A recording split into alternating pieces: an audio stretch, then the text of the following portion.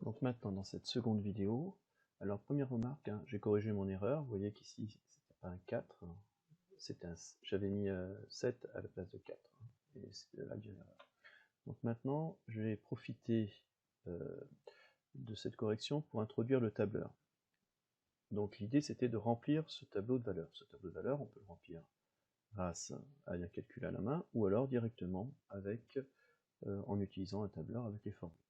Alors je l'avais déjà présenté. J'avais déjà présenté l'utilisation en classe, et là je vais vous le mettre pour que vous puissiez. Donc je vais tout préparer. Je vous rappelle qu'ici, on veut donc faire ces calculs-là. Pour cela, on ne va pas utiliser x, mais on va utiliser la valeur qu'il y a dans cette cellule. Puis après, dans cette cellule. Donc vous regardez, cette cellule, ce sera B1, si je veux la référencer.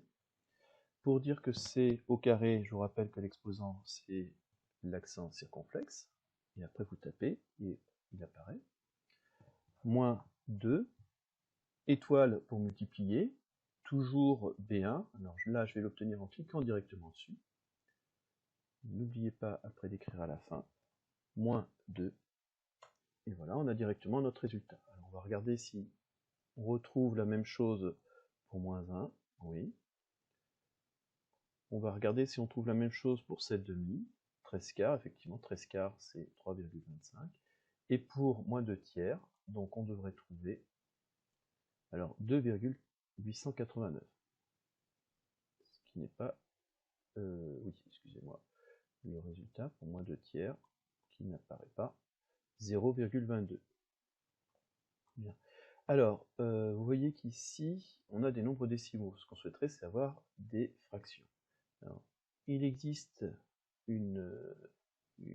c'est ce qu'on appelle changer le format du nombre. Alors pour ça, je sélectionne une cellule, je clique droit, je vais regarder formater des cellules, et dans formater des cellules, une petite fenêtre va s'ouvrir, j'attends, voilà, et vous voyez qu'ici vous avez fractions.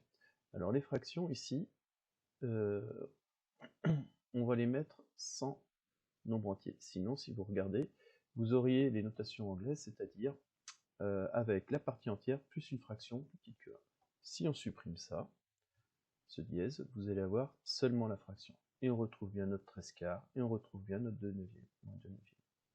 Voilà, donc ça, c'est des manipulations qui vont être utiles pour tous ceux qui vont arrêter les maths. J'insiste là-dessus.